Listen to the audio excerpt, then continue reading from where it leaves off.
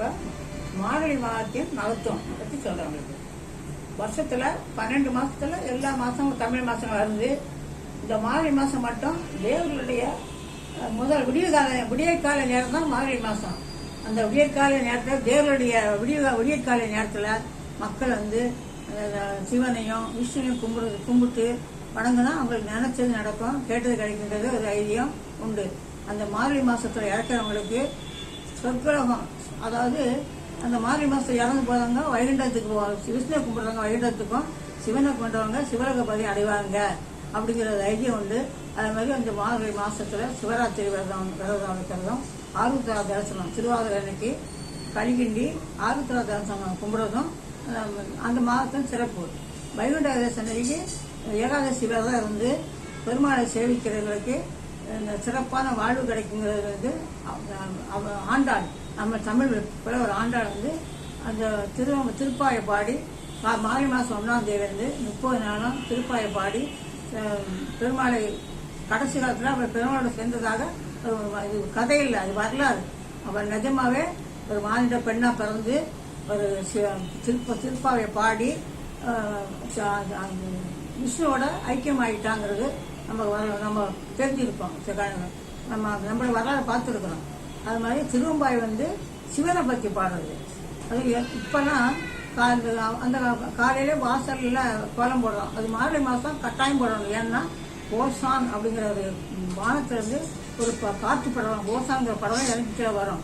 அது வந்து உடம்புக்கு ஆரோக்கியத்தையும் நல்ல பலத்தையும் ஞான சக்தியும் கொடுக்கக்கூடியதுன்னு அந்த காலத்தில் கண்டுபிடிச்சி அந்த மார்கழி மாதம் காலையிலேயே கோலம் போடுற பழக்கத்தை உண்டாக்குனாங்க. அந்த கோலம் போடுறதுனால குனிஞ்சி நிமிந்து பெண்கள் வாசல் பெருக்கி கோலம் போடுறதுனால அவங்களுக்கு வந்து உடல் ஆரோக்கியம் மட்டும் இல்லை, கற்பப்பை இறங்காது, அவங்க ஆரோக்கியமான உடல்நிலையாக இருப்பாங்க, மனசு தெளிவாக இருக்கும். அந்த ஓசான் காட்டுப்படப்பட உடம்பு நல்ல ஆரோக்கியமாக இருக்குங்கிறது இன்னொரு வைத்தியம் உண்டு. இப்போ என்னன்னா இப்போ இல்லைங்க ஜிம்முக்கு போகிறாங்க, பிசியோதெரபி எடுக்கிறாங்க, பயிற்சி எடுக்கிறாங்க, எக்ஸசைஸ் பண்ணுறாங்க. ஆனால் அந்த காலத்துலலாம் இந்த மார்கழி மாதம் 30 நாள் எழுந்திரிச்சு வாசல் தெளிச்சு கோலம் போடுறது பெரிய சிறந்த ஆரோக்கியமான நினைக்கப்பட்டது. அதோட அந்த கோலம் போடுறதையும் அரிசி மாவில் தான் போடணும். ஏன்னா ஒரு எலும்புகளுக்கு அந்த கோலம் மாவை எலும்புகளை வச்சுட்டு போவோம். அது வந்து 1000 பேருக்கு அன்னதானம் பண்ண புண்ணியம் கிடைக்கும் அப்படின்னு சொல்லியிருக்காங்க. அந்த ஆருத்ரா தரிசனத்தன்னைக்கு சிவராத்திரியை போய் வேண்டி வணங்கினா சிவனுடைய அருள் கிடைக்கல. எல்லா நாளும் கோயில் பாடிட வரல, அந்த சிவராத்திரி அன்னைக்கு போய் சிவனை கும்பிட்றவங்களுக்கு சிவனுடைய அருள் கிடைக்கும். அது மாதிரி எப்பவும் விஷ்ணு தனிக்காட்டியோட அந்த வைகுண்டேசி விரதம் வந்து செய்கிறவங்களுக்கு அது கிடைக்கும் பெரியவங்களுடைய அருள் வாக்கு. மார்கழி மாதம்தான் பூசணி பூ, பரங்கி பூ போன்ற பூக்கள் பூக்கக்கூடிய நாள். பனி மாதம், பனினாலே அந்த பனி வந்து நிறையா இப்போ ஒத்துக்க மாட்டேங்குது. அந்த காலத்தில் அந்த பனியில் போய் பஜனை பண்ணுவாங்க, செருத்தெல்லாம் கோயில்களில் போய் பாடி வழிபடுவாங்க. அது வந்து மனசையும் உடம்பு சுத்தமாக்குது. அந்த காலத்தில் அவையார் பாடியிருக்கல, ஆலயம் தொழுது சாலவன் வந்து கோயிலா ஊரில் குடியிருக்க வேண்டாம்னு. இப்போ வாக்கி நடைபயிற்சி நடத்துகிறாங்க.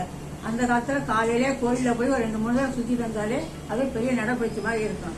இதுதான் இன்னும் மார்கழி மாதம் மட்டும் ஒவ்வொரு மார்கழி மாதமும் விழா நடத்த மார்கழி மாதத்தில் ரொம்ப விசேஷமானது இந்த திருவாதிரை வைகுண்ட ஏகாதசி சிறப்பானது.